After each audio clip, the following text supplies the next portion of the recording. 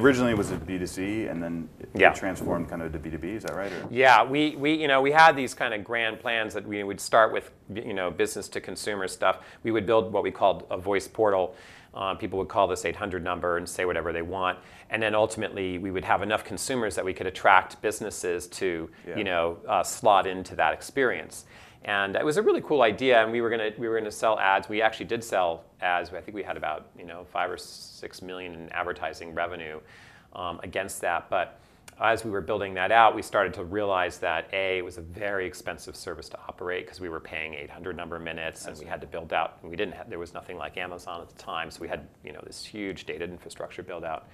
And then meanwhile, the economy was falling off a cliff too. Yeah, so you started at 99, and so you went through the crash. Yes. Yeah. And I guess weathered that though. We did. I mean, we were very fortunate. You're one of the few companies that really did, I think, right? I mean, it was started in 99 and still went on to success. Yeah. Google was in the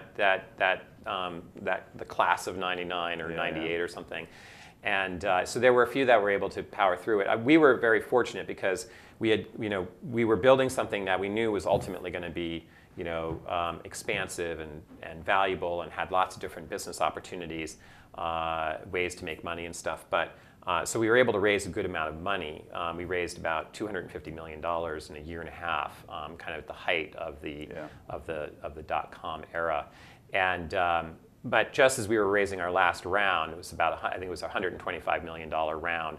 We were raising that round, and as the money was coming in from the banks, the market was crashing. NASDAQ was falling 1,000. March of 2000. Well, there was March of 2000, and then it recovered, if you remember. And some of the speech recognition companies, Nuance and SpeechWorks, had gone public. Okay, so it was a little better. So that had given an uplift to us. And then so right around, I think it was September, October, we decided to do a financing round. I see. We did it at $1 billion pre, actually, and we did it in 3 weeks. And but as we were raising that money, and as the money was coming in, the market was crashing. And so there's nothing like having all that money raised. The market has crashed. You know that you're about to march through the desert, and so we became very, very focused on not spending. In some ways, you were really lucky, because had you raised it a year ago, you would have burned through that cash. It was totally. There was a lot of luck involved. So you think part of why you survived when others didn't was the fact that you got the cash, but then saw the changing environment, and then sort of used that cash to extend your runway?